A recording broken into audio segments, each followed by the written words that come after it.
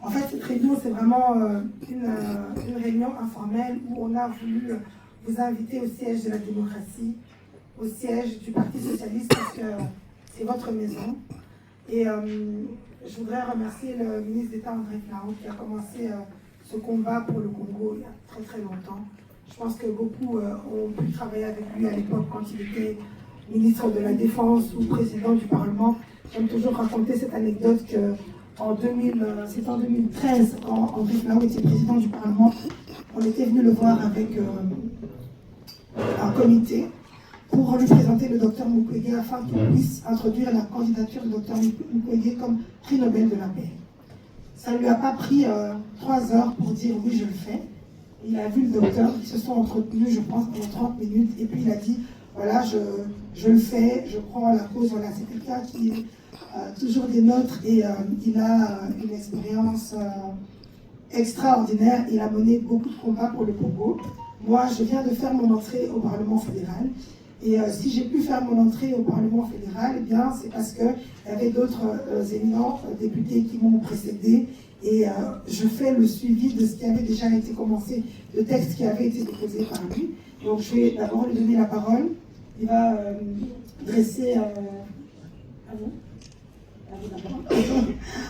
Et puis ensuite, après, je donnerai la parole aussi au prof Kaléré qui va nous faire un petit détail des lieux historiques. Et puis, il y aura maman Laetitia, qui est une fervente défendresse de la cause de l'Est, qui est originellement de l'Est aussi, qui est fille de député. Son père était déjà député dans les années... elle connaît très bien également la problématique de l'Est. Et puis ensuite, après, ben, ce sera à vous de prendre la parole parce que c'est vraiment un échange à bâton rompu. On parle de tout en toute courtoisie et Sébastien assurera la modération. Voilà, merci pour votre présence. Avec un micro, ça suffit, je crois. Bien, alors à chacune et à chacun, bonsoir. Et comme ça vient d'être dit, je suis moi particulièrement heureux que c'est ça, le bureau du Parti socialiste accueille une telle assemblée pour parler d'un problème ou d'une question dont on ne parle pas assez souvent dans les partis belges en particulier, parce que finalement la politique internationale, si on en parle quand on se sent menacé, quand on parle de guerre, quand on crée une anxiété, Ukraine, Russie, on en parle aussi, mais on se traîne et on est parfois réticent à parler d'une autre invasion Israël-Palestine. Et en ce qui concerne l'Afrique et le Congo plus particulièrement, malheureusement, on n'en parle pratiquement jamais. Lors du dernier bureau, j'avais demandé, dit à Paul Magnet, il avait été d'accord, même s'il n'avait pas été d'accord, je le refais, que l'on parle de la République démocratique du Congo, c'était un minimum. Et à l'issue de cette réunion, on a suggéré, on a dit avec Lydia que ce serait bien d'organiser une réunion dans ce local pour effectivement entendre les uns et les autres, indépendamment des appartenances politiques, philosophiques ou autres. Je crois qu'effectivement, aujourd'hui, un des éléments importants, ça a été redit lors d'une conférence de presse, ça a été redit lors d'une autre réunion avec le professeur Bata, que j'aurai encore au bout du fil en venant, pour une anecdote que je vais vous dire, d'ailleurs, je vais le dire tout de suite pour ne pas oublier. En fait, dans les avions de Brussels Airlines, quand vous prenez l'avion, il y a un film qui vante les mérites de Rwanda. Alors il me dit, est-ce que je ne pourrais pas insister pour faire en sorte qu'on enlève ce film dans le contexte actuel? Je lui ai dit que j'allais essayer avec Kruk. Kruk est un ministre, je le connais, hein, je veux prendre mon contact avec l'ancien ministre, je n'ai pas de problème avec ça, mais quelque part, la société Brussels Airlines, c'est plus assez là. C'est une société privée avec des participations publiques qui était partenaire de Lufthansa. Alors, on va essayer de faire en sorte de supprimer, c'est un acte, je vais dire, de militantisme, de faire supprimer ces images, Un autre moyen auquel je viens de penser, c'est de dire que tous les ressortissants congolais aujourd'hui qui veulent retourner à Kinshasa, au lieu de prendre Brussels Airlines, qui est Ethiopian Airlines, comme ça, Sabena, donc, une première proposition concrète, qui s'inscrit dans une démarche qui a été suivie.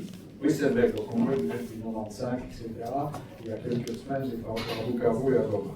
Et les gens me regardaient en disant, mais tu vas là-bas, mais c'est la guerre, etc. Mais non, oui, il y a la guerre, on le sait, ça fait depuis longtemps, très longtemps. Ce n'est pas une raison de se désintéresser de la situation des amis et des amis qui sont là, et des partenaires qui sont là. Et donc, ce qui se passe quelque part, c'est que on a oublié, c'est un des conflits oubliés quelque part. Il y en a quelques-uns comme ça dans le monde, on n'en parle plus, supposé comme. Et puis il y a des poussées de fièvre comme on a maintenant, tout en sachant que l'exploitation des minerais par le voisin est effectivement la cause première de ce conflit qui perdure. Comme on sait d'ailleurs aussi que d'autres pays en profitent et que les Européens en profitent. Puisque finalement, les minerais du Congo passent en Rwanda pour arriver à Anvers ou à Dubaï sous le label rwandais, alors que c'est des minerais qui viennent du sous-sol congolais. Et donc, je crois que ça est connu, mais pas assez connu chez nous. Donc il faut en parler, et en parler de façon objective. Et puis il y a un élément qui a changé cette fois-ci, c'est que d'habitude, depuis des années, le Congo prend des coups. C'est le gros État qui prend des coups, etc., et qui est dans la défensive. Alors, quand Tshisekedi est arrivé au pouvoir, il a fait le tour de ses voisins. C'est original, parce que c'est le chef élu, il y a eu des élections. Oui, comme beaucoup d'élections dans le monde, elles sont contestables. Il y en a qui ont lieu aussi, qui donnent 99,9%, qui ne sont pas contestés. Si Xi Jinping fait ça, il est contesté tout de suite. Mais à côté de ça, il y a eu des élections, et puis il est allé dans les pays voisins, en commençant par le Rwanda. Puis il a vu le Rwanda, tous les voisins, etc. Et puis, en cercle concentré, il est allé dans d'autres pays africains, puis dans les pays européens, puis effectivement aux États-Unis, en Russie, en Chine, à l'ONU, il a parlé avec tout le monde. Et je crois qu'aujourd'hui, cela sert. Ça a été contesté au Congo en disant pourquoi il n'est pas là, il est parti, etc. Quand il va à Davos, c'est pour parler avec des gens qu'il veut rencontrer, à qui il peut parler du Congo. Et ça sert aujourd'hui, et donc aujourd'hui le Congo, sur la scène internationale et sur la scène africaine, n'est plus le pays refermé sur lui-même. J'ai connu Kabila père, j'ai connu Kabila fils, Tshisekedi père, Tshisekedi fils, et d'autres, à l'époque, le Congo était replié sur lui-même. Le président de l'époque ne sortait pas. Ici, il a effectivement remis le Congo sur la carte du monde. Et ça, c'est important et ça joue. Et c'est sans doute ça qui a fait qu'au niveau de l'Union européenne, du Parlement européen, mais aussi au niveau du Parlement belge, et Lydia vient de rappeler tout le travail, encore aujourd'hui, le travail qu'elle a fait, mais aussi au niveau des régions, Anne Lamblin a aussi déposé une résolution au niveau de la Fédération Wallonie-Bruxelles, et tout ça, c'est du travail que l'on fait, ici à Bruxelles, on peut dire, en Stumeling, pour faire en sorte de bouger les choses et de sensibiliser. C'est vrai que, avant, à peine avait-il pris cette fonction, que j'ai eu contact avec le nouveau ministre des Affaires étrangères, qui effectivement a un discours, aujourd'hui, qui est un discours plus solide, plus cadré, plus net que les discours qui ont été entretenus avant. Je ne sais pas si ça sera plus par tout le monde, je crois que les Français ne sont pas heureux du discours qu'il a tenu. Je crois aussi qu'à l'intérieur du gouvernement, là aussi, il y a des sensibilités différentes qui vont jouer. Il suffit de voir certaines rencontres qui ont lieu aujourd'hui dans un ordre inverse à l'ordre qui devrait prévaloir. J'ai rencontré aussi celui-là il y a très longtemps, mais ce sont des symboliques fortes. Et je crois que ce qui a été fait sur le plan politique, au niveau des gouvernements, au niveau national, international et régional en ce qui nous concerne, par la mobilisation aussi des diasporas, pour effectivement avoir cette démarche de soutien de ceux qui sont ici pour ceux qui sont là. Et effectivement, il faut aussi intégrer d'autres dimensions. Il faut intégrer la dimension symbolique. Les manifestations, c'est important, mais ça n'a qu'un temps. Les sittings, c'est important, mais ça n'a qu'un temps. Ce sont souvent les mêmes personnes qui participent au même endroit, qui rencontrent les mêmes personnes. Je crois qu'effectivement, il faut intégrer la symbolique et rappeler combien les liens sont forts historiquement entre le peuple congolais et le peuple belge. Et un exemple, je crois que c'est à Scarbeck, il y a un monument qui rappelle effectivement ce lien et le fait que des Congolais sont morts pour nos libertés. Ça, il faut le rappeler. Comme aussi des Marocains, des Algériens, des Tunisiens, des Sénégalais sont morts à une époque parce que les Occidentaux se battaient. Et nous sommes, il faut rappeler ça et montrer ce lien. J'ai une anecdote à vous raconter. Il y en a plusieurs. Quand le président Tshisekedi est devenu président, il devait venir visiter en Belgique. Et j'avais un contact avec son équipe qui devait arriver. Et je dis, mais vous allez aller quand même avec lui au soldat inconnu. C'est un chef d'État. Vous allez au soldat inconnu, parce qu'il y a des soldats d'origine congolaise. Et on m'avait répondu à l'époque, non, écoutez, on ne va pas aller au soldat inconnu, on a prévu pour lui d'aller à Tervuren. Alors, enfin, qu'est-ce que c'est que cette histoire? Vous devez refuser d'aller à Tervuren, vous devez aller au soldat inconnu. C'est tout en symbolique. Un chef de l'État, tous les chefs d'État vont aux soldats inconnus. C'est une marque de respect. Il n'y avait pas de raison de faire 2 poids et 2 mesures parce que c'était le président du Congo, là, il pouvait aller visiter, Tervuren, etc.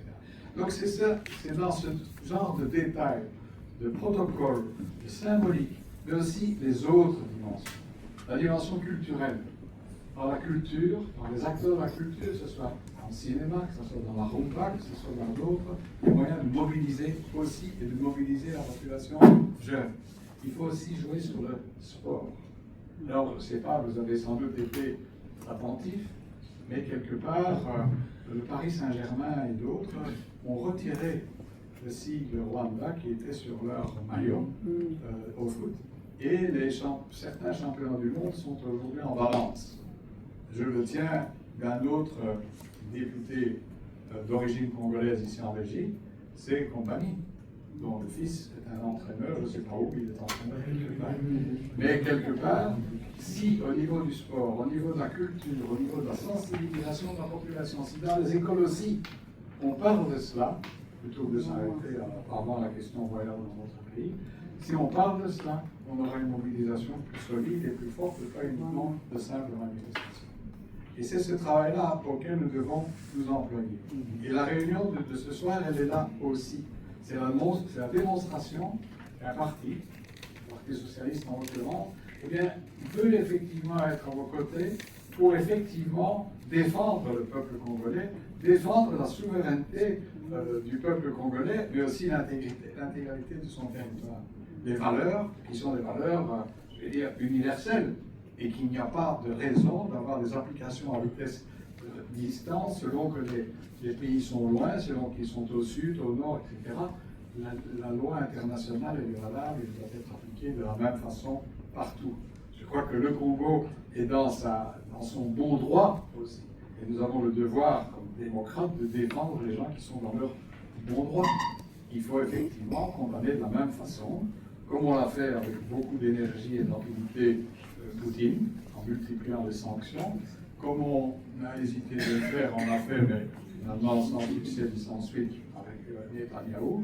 Et comme on le fait aussi, mais il faut s'assurer qu'il y aura des suites en ce qui concerne le Rwanda et Kagame. Parce que je crois qu'effectivement, le Rwanda ne veut pas la paix. J'ai raconté une anecdote, une autre. Vous savez qu'il existe une communauté économique des pays des Grands Lacs. Et dans cette société, une communauté économique des pays des Grands Lacs, il y a une anomalie de statut qui prévoit que les présidents d'Assemblée de Belgique sont membres de l'Assemblée générale. Donc je me suis retrouvé un jour à Kigali. C'était la première fois que j'y allais, puisque j'étais ministre de la Défense après 94, 95, etc.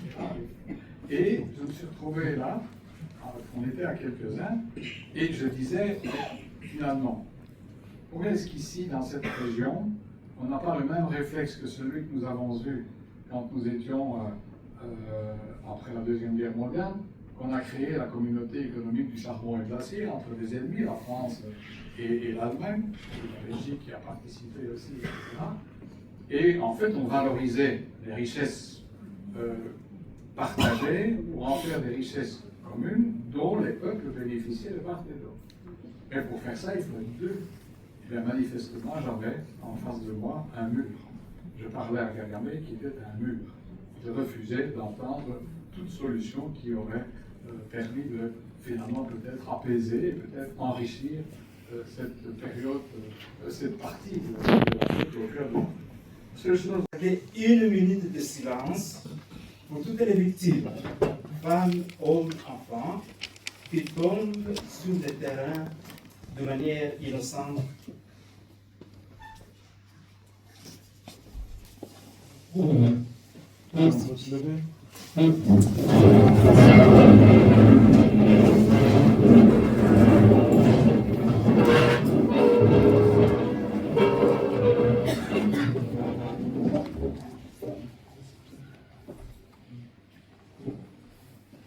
Merci beaucoup.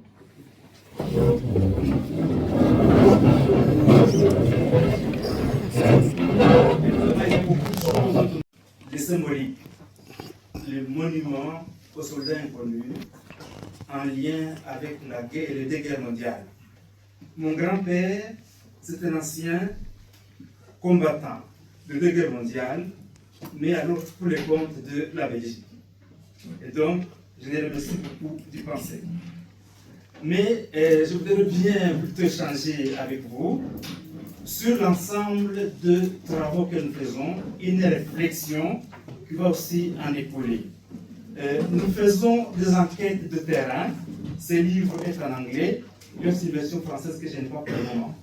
Et en français, c'est RD Congo, pays de l'avenir.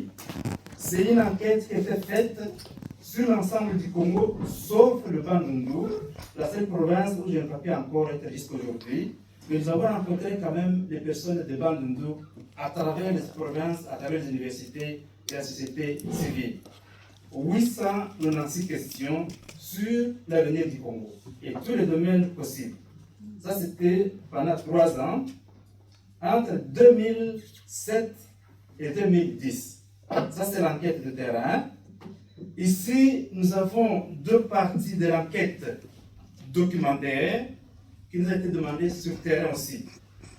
L'ensemble des documents des Nations Unies, mais aussi de l'Union européenne, au moins les principaux documents, depuis 1885.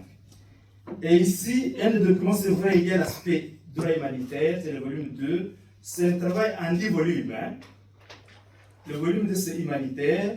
Et le volume 5, qui peut nous intéresser, c'est l'évolution, d'abord à travers le monde, du processus de paix. Les grands textes en Asie, en Europe, en Amérique, sur les conflits, les accords de paix pour résoudre les conflits. Et ici, nous avons les grands textes qui ont été conclus sur la situation des conflits en RD Congo, pratiquement depuis 1996. Et donc, je n'entrerai pas dans les détails. Nous y ajoutons bientôt l'ensemble des textes actuels dont nous allons parler, des grandes résolutions de l'Union européenne, des Nations Unies, de la SADC, de l'Union africaine, mais également aussi de la CEAC. Nous allons essayer, nous avons ce texte et nous allons en parler de manière assez brève. Mais alors, nous avons également, après les enquêtes de terrain, après les enquêtes documentaires, nous avons des analyses théoriques. Une des analyses, c'est ce livre sur l'agression qui a été publié en 2022, mais qui va changer de titre. Nous venons de faire des mises à jour pour parler de la compétence de la Cour pénale internationale, parce que tous les aspects théoriques de crimes d'agression, crimes contre l'humanité, crimes de génocide, et également crimes de guerre, mais aussi les crimes contre l'environnement sont décrits dedans. Alors, mais avant ça, le premier livre qui a beaucoup influencé le rapport mapping. C'est ce petit livre ici. Je n'entre pas dans les détails, hein, mais ceux qui peuvent voir les livres des rapports mapping, le plan est proche de celui-ci. Il ne veut pas la paix. Vous allez lui poser la paix comment? Vous ouvrez la bouche, vous disparaissez. Ça, c'est Kagame. Ça, c'est Kagame. Je suis désolée, mais moi, vous me connaissez, je suis cash. Je dis les choses comme je le sens, et je ne suis pas très diplomate. Je ne passerai pas par 4 chemins. Kagame ne veut pas les dialogues. Kagame veut les désordres pour régner. Kagame veut les désordres pour continuer à piller le Congo. Et ça, c'est inacceptable. Moi, monsieur le ministre, je me disais, vous êtes là, il y a quelqu'un d'autre qui était censé être là. Nous allons tout simplement dire, les Congolais qui sont ici, les Africains, qui voient ce que vivent les gens dans la région, à Goma, au Kivu. Quelqu'un qui dit, parce que le motif qui pousse l'homme fort du Rwanda, Kagame, à occuper, à se déplacer, à occuper le Congo, il dit qu'il va chercher, il traque les Interamwe, il traque les génocidaires. Il les traque au Congo? Qui s'intéresse du Congo, on ne pouvait pas rester indifférent, c'était de notre devoir de pouvoir prendre la parole devant vous. Merci beaucoup aux intervenants, surtout merci beaucoup au ministre d'État, parce qu'il a essayé un peu d'éclaircir sur les démarches menées par le président de la République. Or, beaucoup d'entre nous se demandaient sur le voyage effectué par le premier d'entre nous. Mais aujourd'hui, l'Europe, l'Amérique est sortie de son silence pour comprendre tout ce qui se passe en République démocratique du Congo. Notre maman qui s'intéresse beaucoup parce que je vois elle vit ici, il y a eu les prétextes. Chaque fois Kagame, quand il prenait la parole, il disait qu'il est en train de chercher les Hutus, les Interamwe. Mais n'oublions pas qu'en 1997, il y a eu la guerre avec M. Laurent Désiré Kabila, qui a été amenée par le Rwandais, de Goma jusqu'à Kinshasa. Si telle a été la cause, je crois que c'était le temps de pouvoir prendre tous ces FDLR qui sont considérés comme des Rwandais et qui ont le droit de vivre sur leur sol. Mais malheureusement, après cette guerre et après l'assassinat de Mouzé, il y a eu d'autres guerres qui se sont succédées. Il y a eu les RCD, c'est toujours les Rwandais. Il y a eu les CNDP et aujourd'hui, nous avons les M23. Vous comprendrez qu'il y a une contradiction, même dans les dires de ceux qui dirigent le mouvement aujourd'hui, à la personne de M. Nanga. Vous allez le voir en train de réclamer des choses qui se sont passées en 2008, 2012, 2013. Mais à son temps, il n'était pas à ce mouvement-là.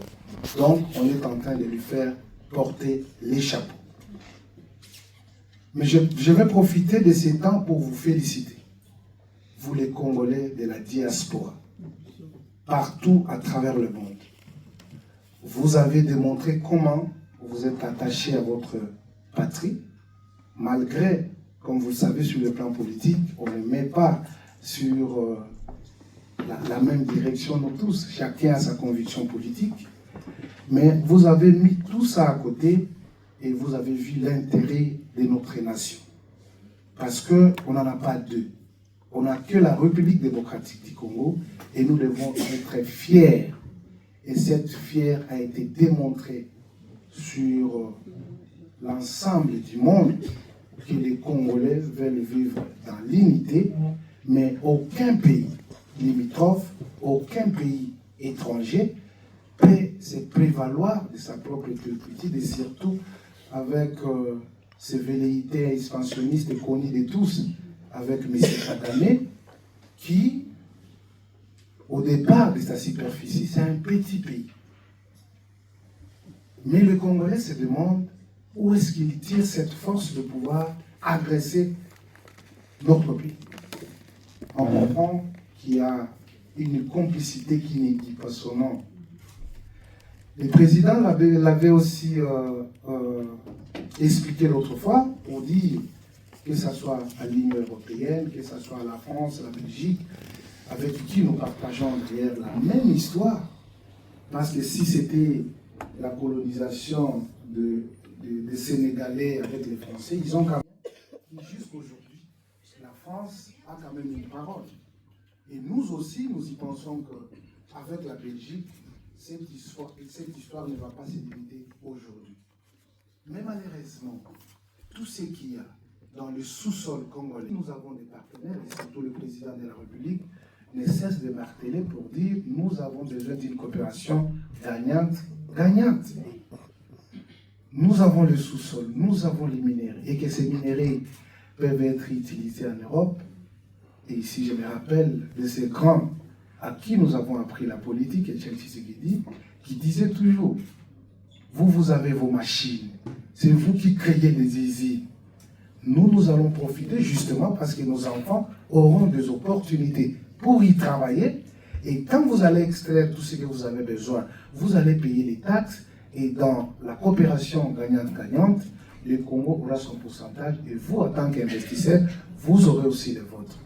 Mais pourquoi accepter d'entrer par la fenêtre et prendre ce qui appartient aux Congolais? Or, le Rwanda n'a rien.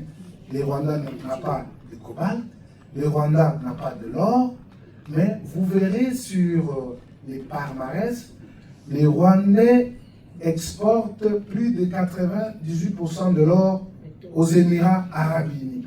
Où est-ce qu'ils en trouvent? L'arme utilisée par le Rwandais, ce sont des armes marque israélienne. Les brouillards, les machines qui sont en train d'utiliser en pleine guerre, ce sont des brouillards chinois. Et pour cela, nous les Congolais, nous disons, quoi qu'il en soit, quoi qu'il en coûte, notre survie en dépend. Sur la paix au Congo, en demandant certaines choses au gouvernement. Donc, cette résolution a été votée aujourd'hui, tous les groupes politiques, majorité comme opposition, à l'unanimité. Et donc, il y a des demandes claires, comme par exemple le retrait du M23. On demande aussi le retrait du fameux MOU. On demande aussi des sanctions, mais sans préciser les sanctions. Alors moi, ce que j'ai demandé au ministre des Affaires étrangères, je lui ai dit, mais pourquoi est-ce qu'on ne copie pas les Anglais ou les Américains? Le Trésor américain a donné des sanctions. Le gouvernement anglais aussi a donné des sanctions. Le ministre des Affaires étrangères disait que nous, les sanctions doivent être données unanimement auprès de l'Union européenne. Alors moi, ce que j'ai dit, mais est-ce que vous savez que beaucoup de personnes du gouvernement rwandais ont leurs enfants ici, leurs femmes ici? On peut aussi bloquer leur compte bancaire, leurs avoirs. Comme ça, leurs enfants auront aussi du mal à étudier. Vous savez qu'il y a des gens du M23 qui sont belges, qui ont la nationalité belge. On les connaît très bien. Il faut aussi qu'il y ait des sanctions comme des refus de donner le visa, parce que c'est très facile. Tu tues les gens, tu as mis ta femme et tes enfants ici, tu viens les visiter en vacances. Pourquoi on va te donner le visa? Moi, à titre personnel, je le sais. Donc du coup, il fallait quand même éveiller les esprits sur le fait qu'il y a des sanctions qui peuvent être pratiquées localement par la Belgique pour qu'on puisse parler le même langage. C'est vrai que l'attitude de l'Union européenne est honteuse de dire qu'on attend le moment opportun. Quel est le moment opportun? Il y a 26 ans, on a enterré des femmes à Mwenja, on a tué, violé des femmes à la prison de Goma il y a 10 jours. Ce matin encore, on a tué 50 jeunes. Parce qu'en fait, apparemment, à Goma et à Bukavu, le M23 est en train de recruter les jeunes Congolais pour les mettre dans l'armée. Et si tu ne veux pas, on te tue. Donc du coup, on attend ce moment opportun. Donc voilà. Et ce que je voulais vous dire, c'est vraiment, vous ne devez pas vous arrêter de vous mobiliser. Ne soyez pas fatigués. Je pense que les Palestiniens ont fait des manifestations tous les jours à la bourse pendant. J'écoute, je vais essayer de vite parler. J'ai l'impression qu'en fait, qu'on se retrouve au moment de la colonisation, en fait. Donc c'est une colonisation 2.0. En fait, par rapport au Congo, la situation du Congo, en fait, rien n'a changé parce que malheureusement, et heureusement pour ce pays, elle est riche en tout. Et donc, en fait, on est dans la même situation. L'autre point, c'est que par rapport à Kagame, en fait, ce monsieur, il peut pas être comparé au nouveau président parce que monsieur Kagame est président depuis plus de 30 ans. Donc, il a eu le temps de mettre en place sa stratégie machiavélique. Et donc, tout ce temps qu'il a travaillé à décimer les populations, à faire un génocide. C'était un génocide. Et les Rwandais continueront à piller nos terres. Est-ce que vous ne pouvez pas, monsieur, s'il vous plaît, trouver des solutions pour qu'on fasse des résolutions? Donnez-moi le terme. À des applications, à des choses plus... Oh, voilà, des résultats. Des choses plus claires que... Quand vous allez dire, bon voilà, la Belgique s'est battue pour le Congo, mais qu'on voit au Congo que les choses ont réellement changé. Merci beaucoup. On va commencer à répondre déjà aux questions, parce que vous avez posé des questions à plusieurs personnes, donc ils vont d'abord commencer à répondre d'abord aux questions, et on verra avec le temps qu'il nous restera. D'accord?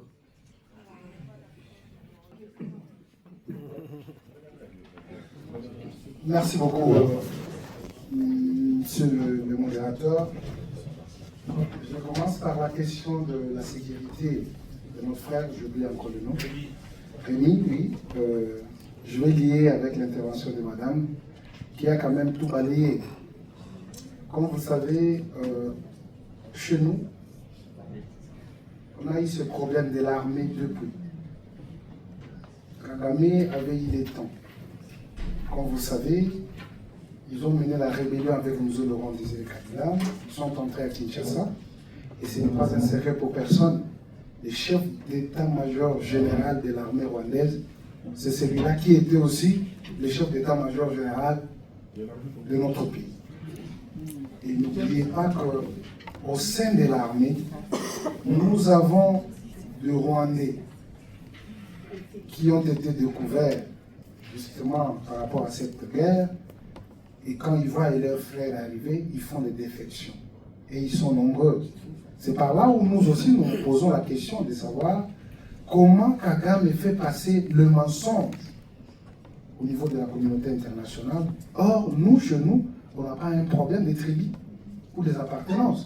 Tout celui qui a choisi le Congo comme son pays, franchement, il est le bienvenu et il vit paisiblement. Maintenant, je dois vous informer qu'il y a une loi qui avait été déjà votée au niveau du Parlement, la loi sur les réservistes. Et ça a été promulgué par le président de la République. Et aujourd'hui, ceux qui veulent être formés, nous aussi, nous sommes dans cette lignée. Et donc, nous allons justement appliquer ce dont vous avez fait allusion, c'est-à-dire votre vœu, de voir quand même tout le monde être prêt pour la défense de sa patrie. Et cela est déjà un acquis. Et ceux qui veulent déjà, ils ont déjà commencé. Alors, à ce qui concerne la préoccupation de madame, pour une sanction positive aux membres du gouvernement, je crois que c'est un vœu. Ceux qui suivent, ils peuvent vous dire qu'il y a quand même des émissions que nous avons hier organisées pour dire que chaque gouvernement a une mission. Et le gouvernement de Mme Souminois avait une mission de pouvoir pérenniser les acquis, mais aujourd'hui nous sommes en face de la guerre. Et par rapport à la réalité de la guerre, il nous faut avoir un gouvernement de la guerre, c'est ce qui va arriver pour bientôt. Merci. Je suis d'accord avec vous et je plaide de cela depuis 1997. On a instauré des cours de philosophie et de citoyenneté et je souhaiterais effectivement qu'on intègre un peu plus notre histoire avec le courage qui s'implique par rapport à la façon malhonnête, brutale et imbécile de décolonisation que l'on a décidé au plan Congo. Ensuite, quelqu'un a dit aujourd'hui un élément, c'est une prise de conscience. Oui, je crois qu'effectivement, on le ressent comme ça, que c'est une prise de conscience et il y a une mobilisation qui se fait. Troisième élément, c'est les réseaux sociaux. Depuis quelques jours, chaque jour, je publie et chaque fois, je suis pratiquement au-dessus de 71 000, 72 000 vues par rapport à la situation du Congo. Donc, on peut effectivement amplifier ce mouvement. Autre élément sur le service militaire et la formation, il faut, oui, intégrer, mais il faut former les gens, il faut les équiper aussi. Et ça, on ne peut pas envoyer à la guerre des gens qui ne sont pas formés. On est en train de faire la même erreur ici en Belgique pour l'instant. Et donc, en ce qui concerne la résolution et l'action, je crois qu'effectivement, il faut poser des actes en termes militaires, en termes de formation, en termes d'équipement et en termes de rémunération des soldats. Là, c'est pas des généraux. Et l'autre, c'est l'ancien ministre de la Défense, comme je le dis. Et en ce qui concerne le Rwanda en général, le Rwanda se pose en victime parce que quand vous accusez le Rwanda, on vous oppose le génocide de Nord-Afrique. Et quand on attaque Israël, on oppose la Shoah. Et ça, il faut dépasser cela et démontrer qu'aujourd'hui, c'est pas parce qu'il y a eu des drames auxquels certains ont participé à une époque qu'il faut continuer à laisser un drame se développer en l'esprit. Alors moi, je voulais juste parler sur l'aspect mobilisation mondiale. Alors, il y a le docteur Audrey, si elle peut se lever là, qui est en train de coordonner au niveau des associations en Belgique, plusieurs activités, des marches, tout un collectif. Donc, je pense que c'est la bonne personne qui est indiquée et qui peut prendre contact avec... Il y a déjà plusieurs personnes de plusieurs pays, mais je pense que c'est organisable. Et puis, elle m'a dit que le 29 mars, il y aura ici en Belgique une cérémonie pour commémorer les victimes de la guerre à l'Est. Ce ne sera pas un concert parce que tous les musiciens veulent faire des concerts. Je pense que ce n'est pas le moment. Ce sera vraiment quelque chose de sobre, solennel, sur l'espace public.